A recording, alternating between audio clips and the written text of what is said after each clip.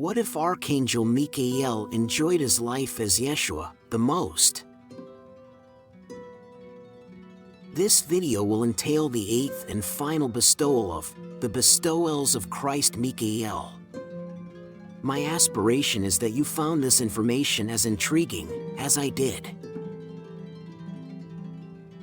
After Michael's final and successful bestowal on Urantia, he was not only accepted by the Ancients of Days as sovereign ruler of Nebadon, but he was also recognized by the Universal Father as the established director of the local universe of his own creation. Upon his return to Solvington, this Michael, the Son of Man and the Son of God, was proclaimed the settled ruler of Nebadon. From Uversa came the eighth proclamation of Michael's sovereignty, while from Paradise came the joint pronouncement of the Universal Father and the Eternal Son, constituting this union of God and man's sole head of the universe, and directing the union of days station on Solvington, to signify his intention of withdrawing to Paradise. The faithfuls of days on the constellation headquarters were also instructed to retire from the councils of the Most Highs. But Michael would not consent to the withdrawal of the Trinity's sons of counsel and cooperation. He assembled them on Solvington and personally requested them forever to remain on duty in Nebadon. They signified their desire to comply with this request to their directors on Paradise, and shortly thereafter there were issued those mandates of Paradise divorcement, which forever attached these sons of the central universe to the court of Michael of Nebadon. It required almost 1 billion years of Urantia time to complete the bestowal career of Michael, and to effect the final establishment of his supreme authority in the universe of his own creation. Michael was born a creator, educated an administrator, trained an executive, but he was required to earn his sovereignty by experience. And thus has your little world become known throughout all Nebadon as the arena wherein Michael completed the experience, which is required of every Paradise Creator's son before he is given unlimited control and direction of the universe of his own making. As you ascend the local universe, you will learn more about the ideals of the personalities concerned in Michael's previous bestowals. In completing his creature bestowals, Michael was not only establishing his own sovereignty, but also was augmenting the evolving sovereignty of God the Supreme. In the course of these bestowals, the Creator's Son not only engaged in a descending exploration of the various natures of creature personality, but he also achieved the revelation of the variously diversified wills of the Paradise deities, whose synthetic unity, as revealed by the Supreme Creators, is revelatory of the will of the Supreme Being.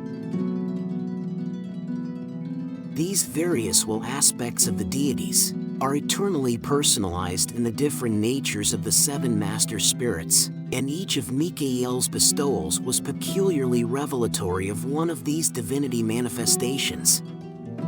On his Melchizedek bestowal, he manifested the united will of the Father, Son, and Spirit. On his Lananandek bestowal, the will of the Father and the Son.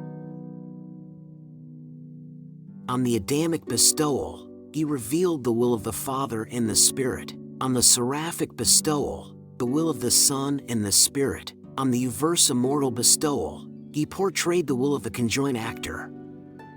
On the Morontia mortal bestowal, the will of the Eternal Son. And on the Urantia material bestowal, he lived the will of the Universal Father, even as a mortal of flesh and blood.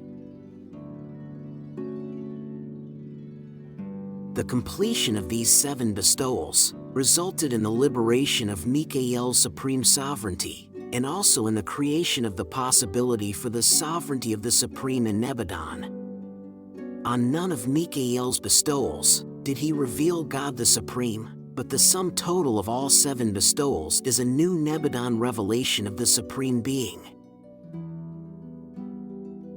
In the experience of descending from God to man, Mikael was concomitantly experiencing the ascent from partiality of manifestability to supremacy of finite action and finality of the liberation of his potential for absonite function. Mikael, a creator son, is a time-space creator, but Mikael, a sevenfold master son, is a member of one of the divine core constituting the Trinity Ultimate. In passing through the experience of revealing the seven master spirit wills of the Trinity, the Creator Son has passed through the experience of revealing the will of the Supreme.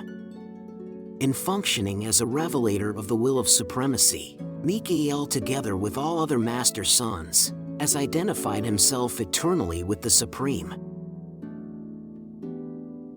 In this universe age, he reveals the Supreme and participates in the actualization of the sovereignty of supremacy.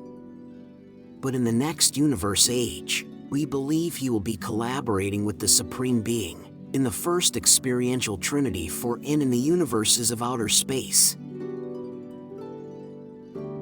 Urantia is the sentimental shrine of all Nebadon, the chief of 10 million inhabited worlds, the mortal home of Christ Mikael, sovereign of all Nebadon, a Melchizedek minister to the realms, a system savior, an Adamic redeemer, a seraphic fellow, an associate of ascending spirits, a Morontia progressor, a son of man in the likeness of mortal flesh, and the planetary prince of Urantia.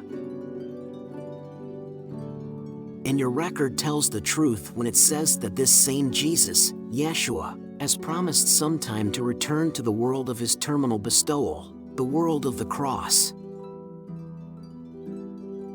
This paper, depicting the seven bestowals of Christ Mikael, is the 63rd of a series of presentations, sponsored by numerous personalities, narrating the history of Urantia down to the time of Mikael's appearance on Earth, in the likeness of mortal flesh.